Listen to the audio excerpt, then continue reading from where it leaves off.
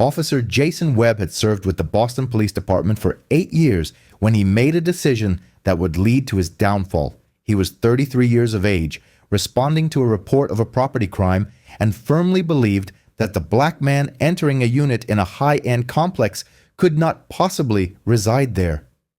On a Tuesday evening in Boston's Back Bay, a white occupant lodged a 911 call, alleging the presence of a suspicious individual attempting to gain illicit access to the building. This assertion overlooked the fact that the individual was utilizing a key card. The person in question was Special Agent Kenneth Davis, a seasoned FBI operative with 17 years of service, returning from his workout.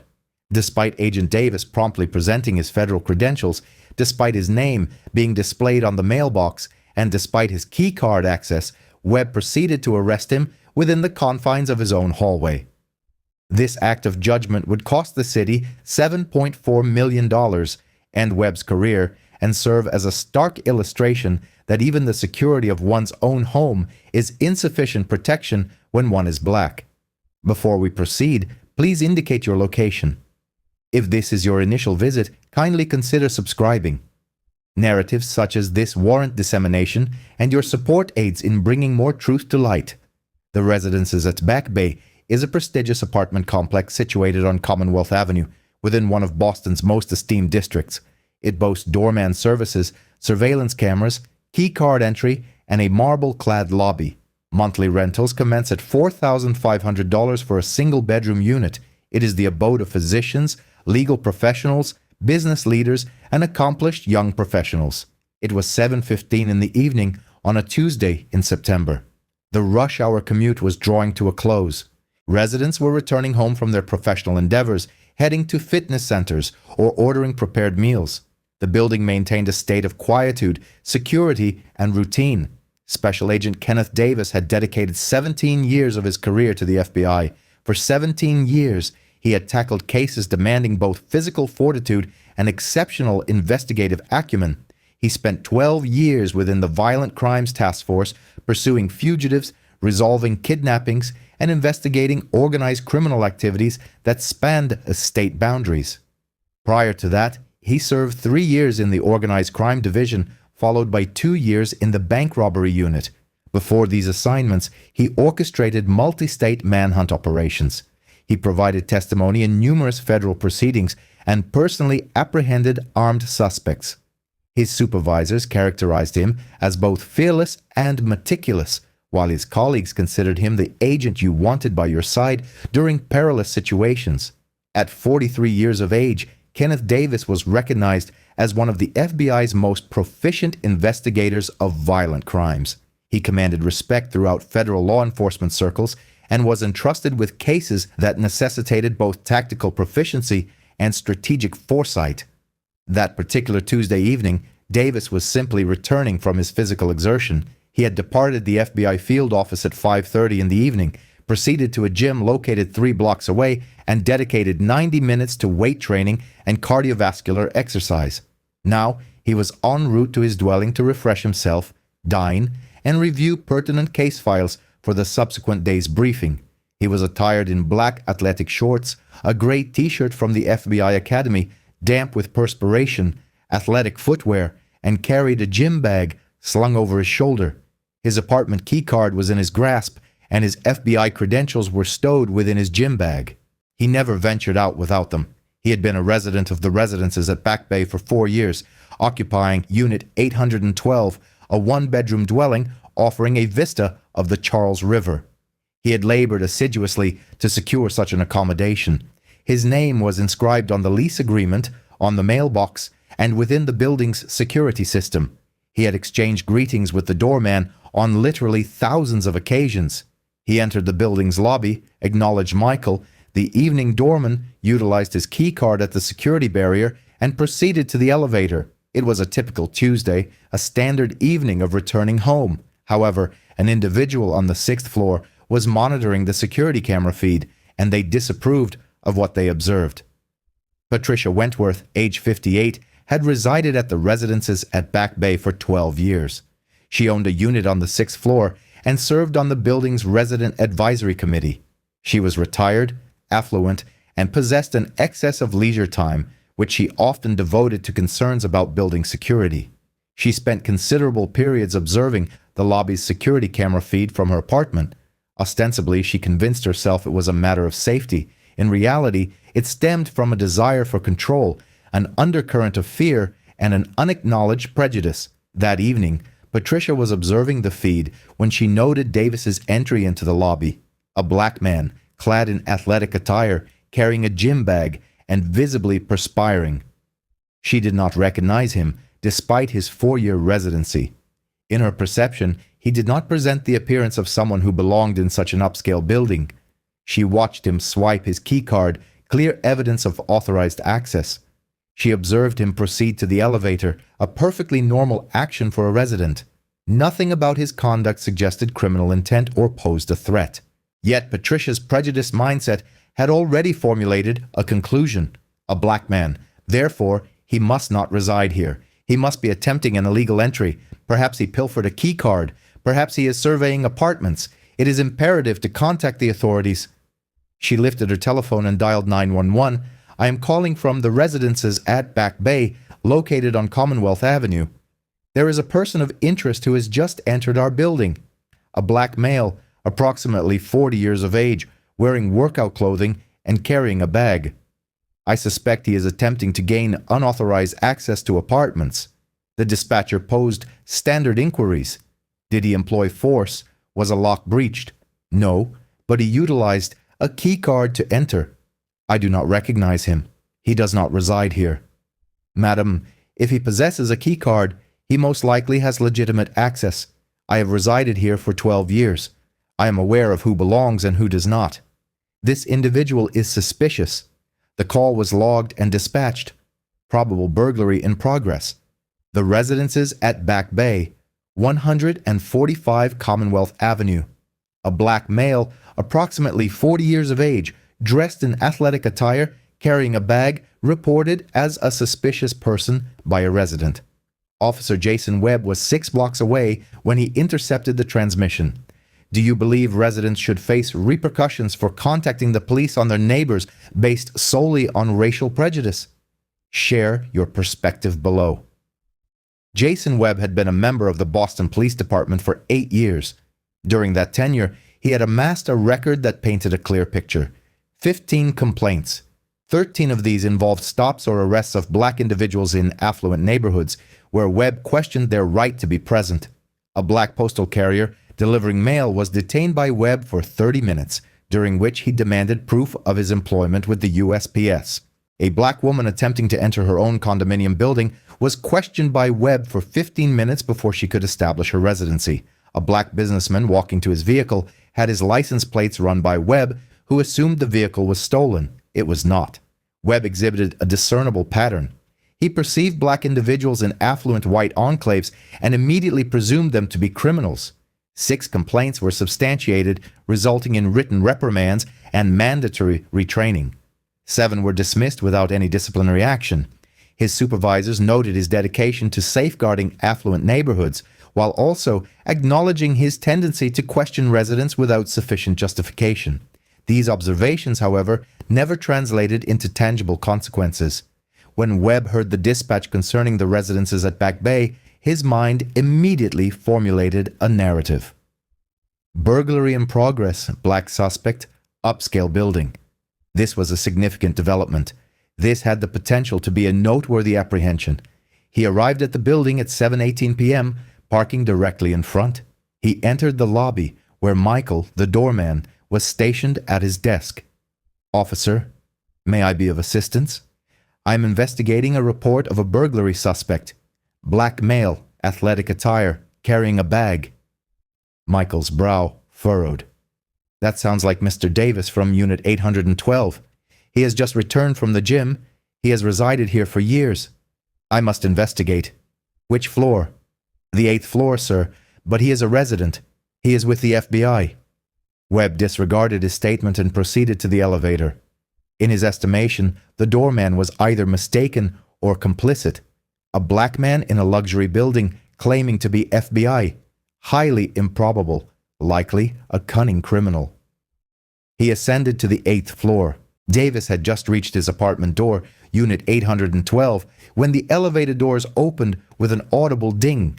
He glanced over and observed a police officer disembarking, surveying the area, his hand positioned near his sidearm.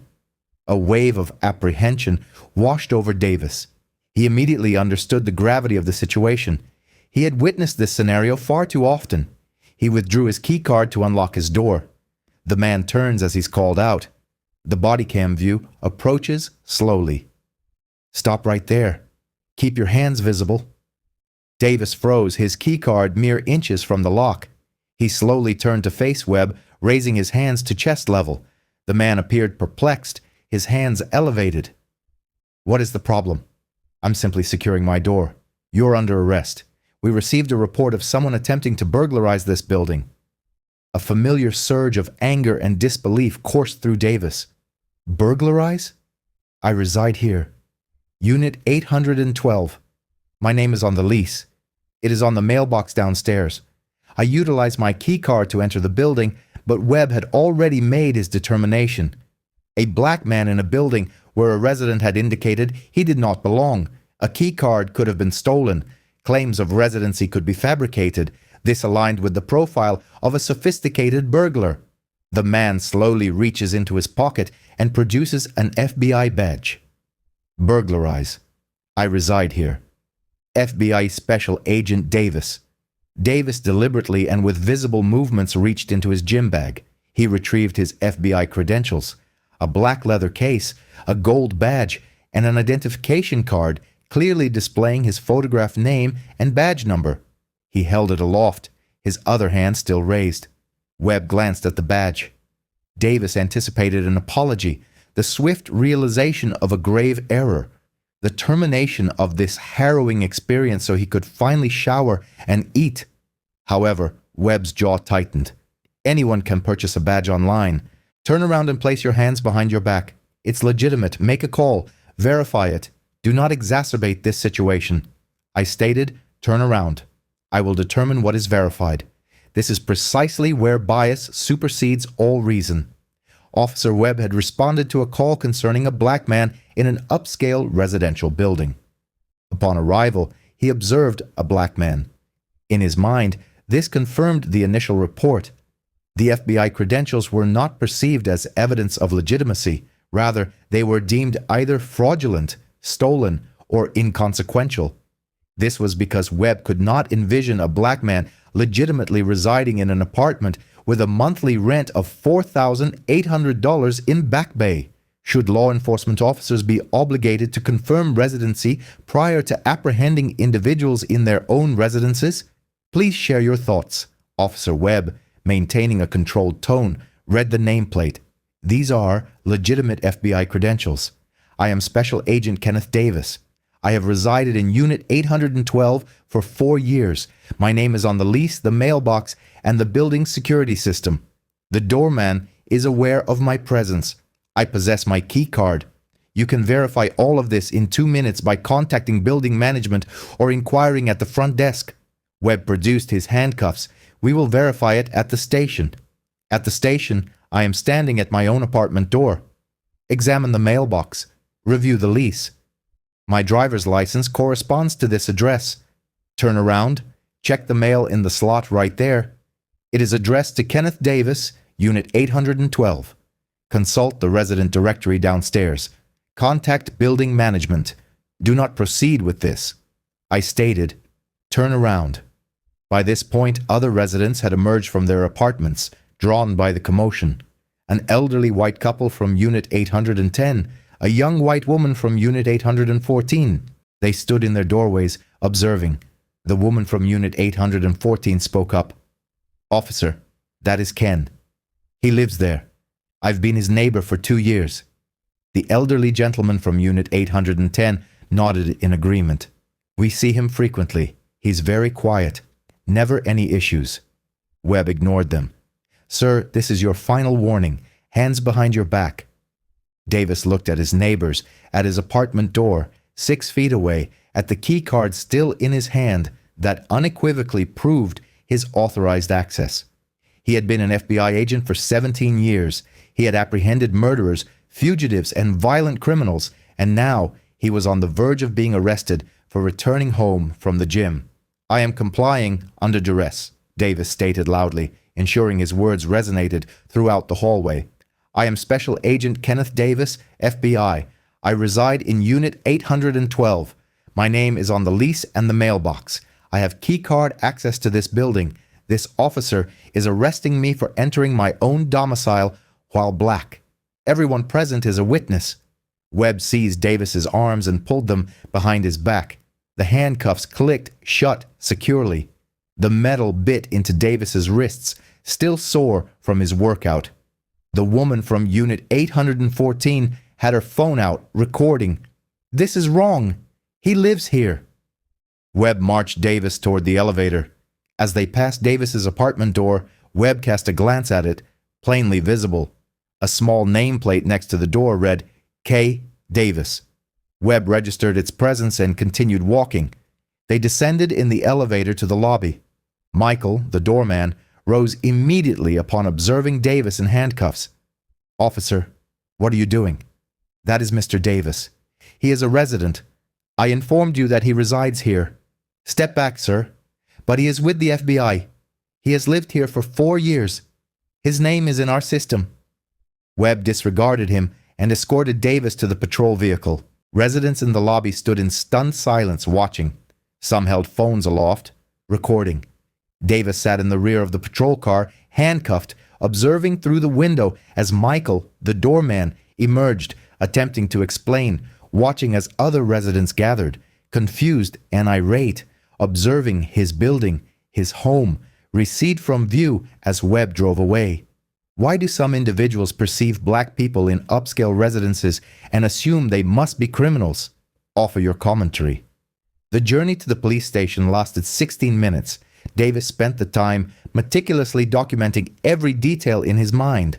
The time of the incident, the statements made, the witnesses present, the neighbors who vouched for him, the doorman who attempted to intervene, the nameplate on his door, the key card in his hand, the mailbox bearing his name.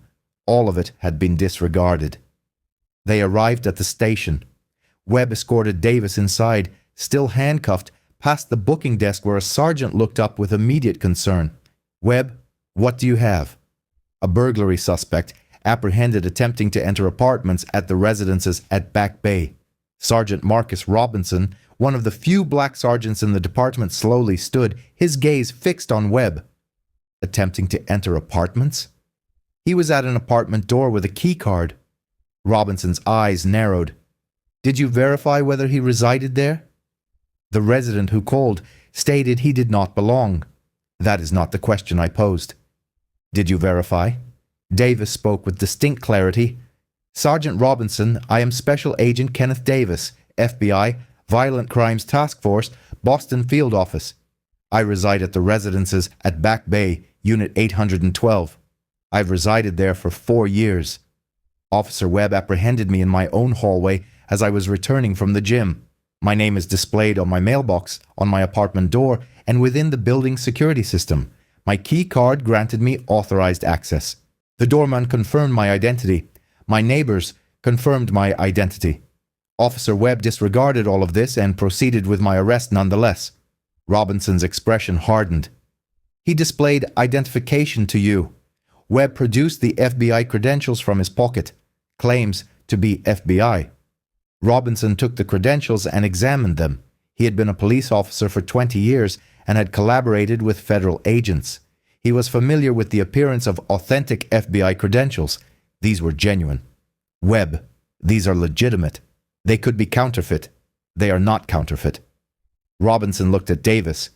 "Agent Davis, your badge number?"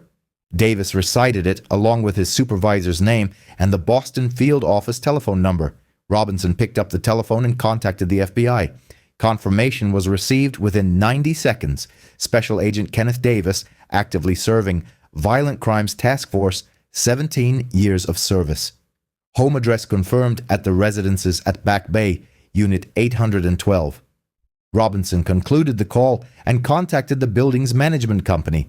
They verified that Davis had been a resident for 4 years, was current on his rent, had no outstanding issues, and possessed authorized keycard access. Robinson ended the call and turned to Webb, his voice resonating with cold fury.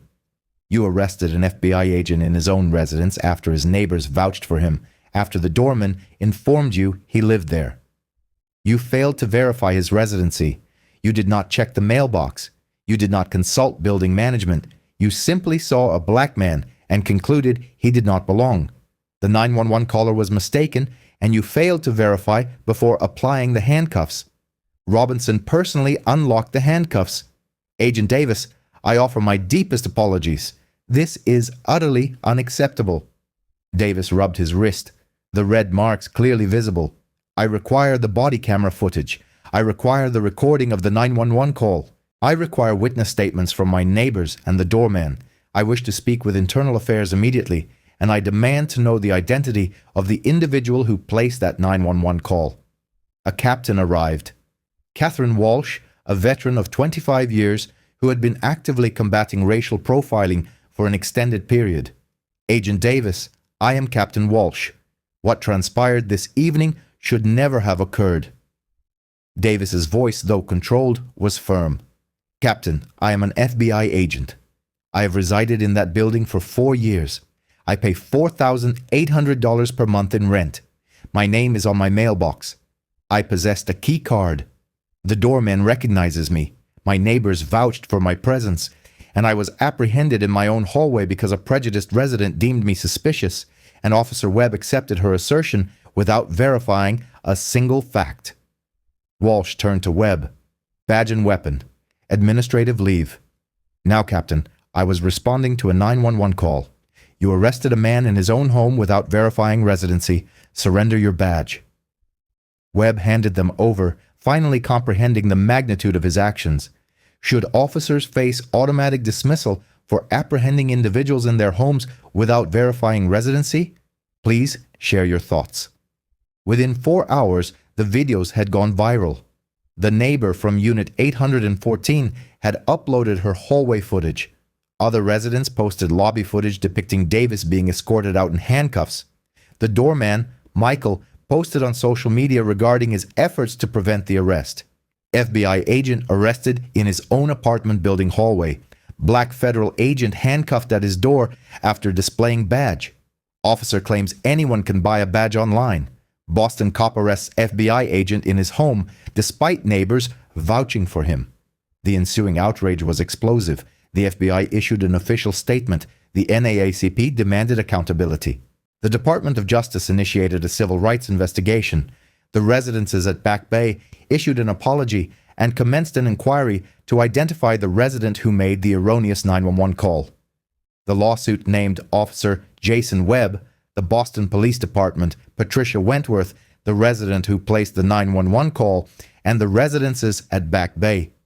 The claims were extensive: unlawful arrest without probable cause, false imprisonment, racial profiling and discrimination, violation of federal civil rights, illegal entry into a residential building without a warrant, failure to verify basic facts prior to arrest, intentional infliction of emotional distress, and failure to train and supervise officers with a documented pattern of discriminatory practices. The evidence was irrefutable. Body camera footage, civilian videos, building security footage, doorman testimony, neighbor testimony, lease agreements, mailbox records, keycard access logs. The case was completely, unequivocally, and catastrophically indefensible. The city reached a settlement within 11 months, totaling $7.4 million. The building's insurance provider contributed an additional $800,000 for permitting the false 911 call to proceed without verification. Officer Jason Webb was terminated 9 weeks after the incident. The termination letter was definitive and unambiguous. Officer Webb arrested a federal agent in his own home based solely on racial profiling, refused to verify residency despite multiple sources of confirmation, disregarded witness testimony from neighbors and building staff, and demonstrated a pattern of discriminatory policing documented across 15 prior complaints. Employment terminated immediately. Webb's name was entered into the National Decertification Index. His career concluded at 33 years of age. Patricia Wentworth was identified as the 911 caller and named in the lawsuit. She was asked to vacate the residences at Back Bay, her reputation irrevocably damaged. Special Agent Davis delivered his testimony during City Council proceedings. I am an FBI operative with 17 years of dedicated service. My residence is a high-end apartment complex where I disperse close to $5,000 monthly for rent. I have resided here for 4 years, and I was taken into custody, restrained with handcuffs right in my own building's corridor because a prejudiced neighbor deemed I did not fit the profile of someone who belonged, and Officer Webb concurred with her assessment. He paused. I possessed my key card, my name was clearly displayed on the mailbox, and my fellow residents vouched for my identity. The doorman made attempts to intervene. None of these facts held any sway because Officer Webb observed a black man in an affluent building and made the preemptive decision that I must be engaged in illicit activity. Another pause. If such an experience can befall me within the supposed safety of my own dwelling, despite my FBI credentials and the support of my neighbors, what then transpires for every other black individual who is subjected to profiling within their own residence and lacks federal identification? This situation transcends the actions of a single officer or a solitary prejudiced tenant. It highlights a systemic issue evidenced by 15 documented complaints that remained unaddressed until Webb apprehended an individual capable of defending themselves. Should apartment complexes bear legal responsibility for permitting racially motivated emergency calls that lack proper verification? Please share your thoughts. The Boston Police Department found itself under intense public scrutiny. 15 complaints were logged over an 8-year span, with 13 of those cases involving black individuals. 6 of these complaints were substantiated. How was Officer Webb still on active patrol? Why had supervisory staff not intervened after the 3rd incident? The 5th? The 10th? An extensive internal investigation was launched. Its findings exposed deep-seated corruption. Complaints were logged individually, but were never aggregated or analyzed for recurring patterns throughout an officer's tenure. Substantiated complaints resulted in negligible repercussions, such as written reprimands or training sessions that proved ineffective. Supervisors recorded their concerns in performance reviews, but failed to take any concrete steps to remove officers exhibiting problematic behavior from public duty. The department's priority was to maintain officers on patrol, rather than to safeguard community members from discriminatory practices. This created a culture that treated racism as mere individual prejudice, necessitating remedial training instead of disqualifying conduct that should lead to termination.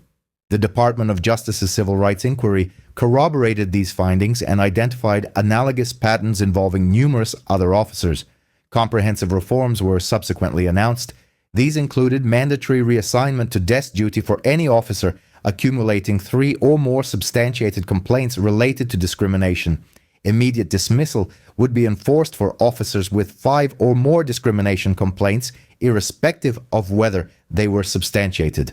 All federal law enforcement credentials must undergo mandatory verification prior to any arrest.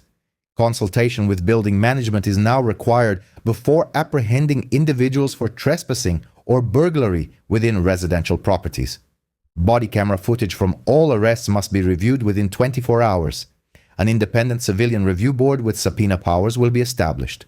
Quarterly analysis of all officer stops and arrests will be conducted to identify racial disparities. A public registry of officer complaint histories will be made accessible. Special Agent Kenneth Davis's statement was raw and impactful. I am an FBI agent. For 17 years, I have dedicated myself to apprehending dangerous criminals, tracking down fugitives, and safeguarding communities. Yet I was arrested, handcuffed, publicly humiliated, and my dignity was violated simply for returning to my home from the gym while black. He paused, his voice thick with emotion. I had my transaction receipt. I had my FBI identification. Our server attempted to inform Officer Foster that the payment had been made. The restaurant manager tried to confirm the transaction. None of this made a difference because Foster had already predetermined my guilt. A Hispanic individual in a high-class establishment. Guilty until proven innocent. Actually, guilty even after being proven innocent. Another pause. My daughter is 17 years old. She witnessed her father, whom she has always been taught to respect, who wears a badge and upholds the law, being treated as a criminal for an act he did not commit. She suffered nightmares for weeks. She is currently undergoing therapy. She is now apprehensive of law enforcement. That is the direct result of Officer Foster's actions. That is what your department's failure to hold him accountable has enabled. He surveyed the assembled council members. I had my access card. My name was on the mailbox. My name was on my apartment door. The doorman vouched for me. My neighbors attested to my identity, my FBI credentials. None of it mattered because Webb had already made his judgment about me. A black man in an upscale building, therefore a criminal. Another pause. My home was meant to be my sanctuary, the place where I could unwind after pursuing murderers and fugitives. Now every time I enter that building, I am reminded of being cuffed in my own hallway. I recall my neighbors witnessing my arrest. I remember the doorman pleading with the officer to cease, only to be disregarded. That is the devastating impact of racial profiling. It erodes your sense of security even within your own residence. He looked directly at the council members. I possessed the means to contest this. I had the full backing of the FBI. I had witnesses, video evidence, and irrefutable proof. But what about every other black person who faces profiling in their own building and lacks a badge, resources, or institutional support? How many of them are arrested, harassed, or worse, and their stories never come to light because they are unable to fight back? The room fell silent. This is not a matter of a single misguided officer or a prejudiced neighbor. This concerns a system that logged 15 complaints, 15, and took no action. A system that permitted Patricia Wentworth to contact emergency services regarding a black man using a key card without facing any repercussions. A system that instilled in Officer Webb the presumption that black individuals in affluent buildings are inherently suspicious. If we do not rectify this system, then my lawsuit is rendered meaningless. The implemented reforms will be inconsequential because another Webb is presently detaining another black person in their own building, making the exact same prejudiced assumptions.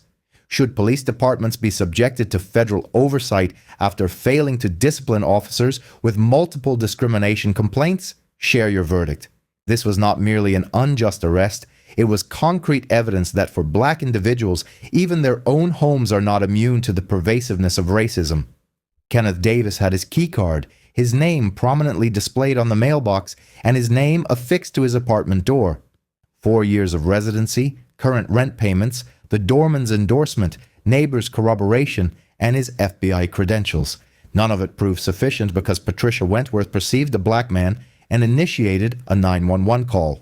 Because Officer Webb observed a black man and accepted the white female caller's assertion as fact, both of them were unable to conceive, or perhaps refused to conceive, that a black man could legitimately reside in a luxury building in Back Bay. This is the insidious way racism manifests in residential settings. It is the ingrained assumption that black individuals do not belong in upscale environments. It is the act of seeing a black person with access key and presuming it is stolen. It is the act of calling the police on one's neighbor simply because they do not conform to one's preconceived notion of what a resident should look like. And when that prejudice is amplified by the authority to arrest, to handcuff someone within their own hallway, to disregard every piece of evidence confirming their residency, it does more than infringe upon civil rights. It obliterates the sense of security that defines a place as home. Jason Webb's career is concluded. That represents justice. Patricia Wentworth's reputation has been irrevocably damaged. That signifies consequences. The city disbursed $7.4 million. That is a measure of accountability. However, monetary compensation cannot undo the violation of being arrested at one's own doorstep. It cannot restore the profound feeling that one's home is a sanctuary. It cannot erase the knowledge that a neighbor observed you and contacted law enforcement solely because of your race. The paramount question that remains is, what changes now? Will the department finally remove officers after 5 complaints instead of 15? Will buildings commence educating residents against calling the police on their black neighbors? Will we finally acknowledge that black individuals have the right to reside wherever they can afford to? Because if we fail to address the systemic failures that allowed Webb to remain on patrol despite 15 complaints, if we do not confront the prevailing culture that prompted Wentworth to report a black resident to 911, then we are merely awaiting the next unlawful arrest, the next violation, the next individual traumatized within their own home. Please comment if you believe this should be legally mandated. Residents who file fabricated police reports based on racial bias shall face mandatory financial penalties and potential eviction. And if you agree that these narratives must be brought to light, please subscribe to our channel. We are committed to exposing these recurring patterns. We will continue to demand improvements. We will persist in advocating for black professionals who deserve to inhabit their homes without facing unwarranted criminalization. This issue extends far beyond a single officer, a solitary resident, or one specific agent. It encompasses all of us and the future we are prepared to embrace.